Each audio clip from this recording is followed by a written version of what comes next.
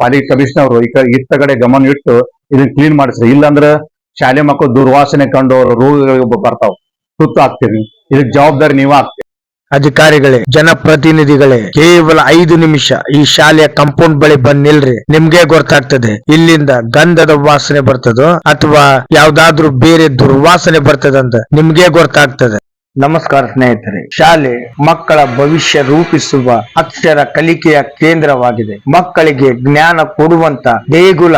ಇಂಥ ಶಾಲೆಯ ಕಾಂಪೌಂಡಿನ ಗೋಡೆಯ ಪರಿಸ್ಥಿತಿ ನೋಡಿದರೆ ಗೊತ್ತಾಗುತ್ತದೆ ಮಹಾನಗರ ಪಾಲಿಕೆ ಅಧಿಕಾರಿಗಳಿಗೆ, ಶಾಸಕರಿಗೆ, ಜನಪ್ರತಿನಿಧಿಗಳಿಗೆ ಯಾಕೆ ಶಾಲೆಯ ಬಗ್ಗೆ ಮಾತಾಡುತ್ತಿದ್ದೇನೆಂದರೆ ಈ ವಿಡಿಯೋ ನೋಡಿ.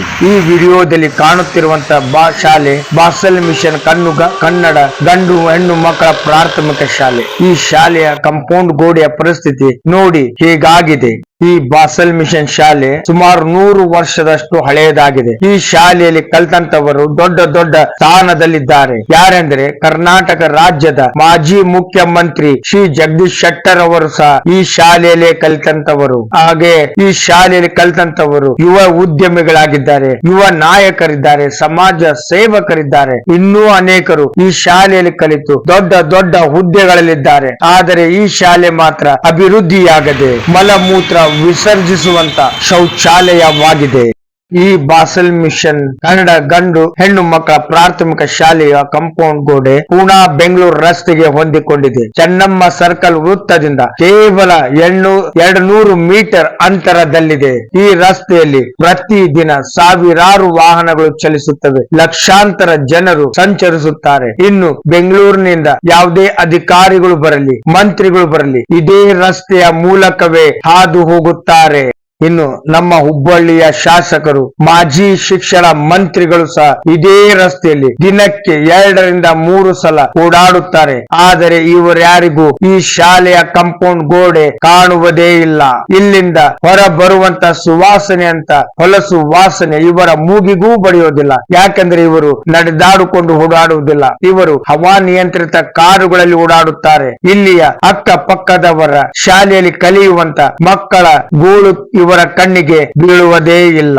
ಈ ಶಾಲೆಯಲ್ಲಿ ಕಲಿಯುತ್ತಿರುವಂತ ವಿದ್ಯಾರ್ಥಿಗಳು, ವಿದ್ಯೆ ಕಲಿಸುವಂತ ಗುರುಗಳು ಈ ದುರ್ವಾಸನೆಯಿಂದ ಅನಾರೋಗ್ಯಕ್ಕೀಡಾಗೋದು ಮಾತ್ರ ಗ್ಯಾರಂಟಿ. ಈ ಶಾಲೆಯ ಗೋಡೆಗೆ ಮೂತ್ರ ಮಾಡುವವರಿಗೆ ನಾಚಿಕೆಯೂ ಸಹ ಇರುವುದಿಲ್ಲ. ಯಾಕೆಂದ್ರೆ ಈ ರಸ್ತೆಯಲ್ಲಿ ಹೆಣ್ಣು ಮಕ್ಕಳು, ಚಿಕ್ಕ ಮಕ್ಕಳು ಓಡಾಡುತ್ತಾನೆ ಇರುತ್ತಾರೆ. ಇವರು ಮಾತ್ರ ತಮ್ಮ ಪಾಡಿಗೆ ತಮ್ಮ ಕೆಲಸ ಮಾಡುತ್ತಿರುತ್ತಾರೆ. ಮೂತ್ರ ಮಾಡುವವರ ತಲೆಯಲ್ಲಿ ಸಹ ಇದು ಮಕ್ಕಳಿಗೆ ವಿದ್ಯೆ ಕೊಡುವಂತ ದೇಗುಲ ಎಂದು ಒಂದು ಚೂರು ಸಹ ಯೋಚನೆ ಬರುವ ಇಲ್ಲಿಯ ನಿವಾಸಿಗಳು ಏನ್ ಹೇಳ್ತಾರಂತ ನೀವೇ ಸ್ವತಃ ಕೇಳಿ.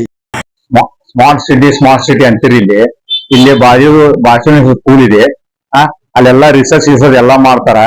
ನೀವು ಯಾವಾಗ ಇದ್ರ ಬಗ್ಗೆ ಗಮನ ಹರಿಸ್ತೀರಿ, ದಯವಿಟ್ಟು ಪಾಲಿಕೆದವರು, ಪಾಲಿಕೆ ಕಮಿಷನರ್ ಇತ್ತ ಕಡೆ ಗಮನ ಇಟ್ಟು ಇದನ್ನ ಕ್ಲೀನ್ ಮಾಡಿಸ್ರಿ. ಇಲ್ಲಾಂದ್ರ ಶಾಲೆ ಮಕ್ಕಳು ದುರ್ವಾಸನೆ ಕಂಡು ರೋಗಗಳಿಗೆ ಬರ್ತಾವ, ತುತ್ತು ಆಗ್ತೀವಿ. ಇದಕ್ಕೆ ಜವಾಬ್ದಾರಿ ನೀವ ಆಗ್ತೀರಿ. ಪಾಲಿಕೆ ಅಧಿಕಾರಿಗಳೇ, ಜನಪ್ರತಿನಿಧಿಗಳೇ, ಈ ಶಾಲೆಯ ಕಾಂಪೌಂಡಿನ ಗೋಡೆಯ ವಿಡಿಯೋ ನೋಡಿ. ಇಲ್ಲಿ ಹರಿಯುತ್ತಿರುವಂತದ್ದು ಮಳೆಯ ನೀರು ಅಲ್ಲ, ಯಾರಾದ್ರೂ ಚೆಲ್ಲಿರುವಂತ ನೀರು ಸಹ ಅಲ್ಲ. ಇದು ಇಲ್ಲಿ ಓಡಾಡುವಂತ ಜನರು ಮೂತ್ರ ಮಾಡಿರುವಂತದ್ದು. ಅಧಿಕಾರಿಗಳೇ, ನೀವು ಕೇವಲ 5 ನಿಮಿಷ ಇಲ್ಲಿ ಬಂದು ನಿಲ್ಲಿ, ಆಗ ನಿಮಗೆ ಗೊತ್ತಾಗುತ್ತದೆ ಇದು ಗಂಧದ ವಾಸನೆ ಬರುತ್ತೋ ಅಥವಾ ಬೇರೆ ಯಾವ ದುರ್ವಾಸನೆ ಬರುತ್ತದೋ ಎಂದು. ಈಗಲೇ ಕ್ರಮ ತೆಗೆದುಕೊಳ್ಳಿ. ವಿದ್ಯಾರ್ಥಿಗಳ, ಶಿಕ್ಷಕರ ಆರೋಗ್ಯದ ಬಗ್ಗೆ ಆಟವಾಡಬೇಡಿ.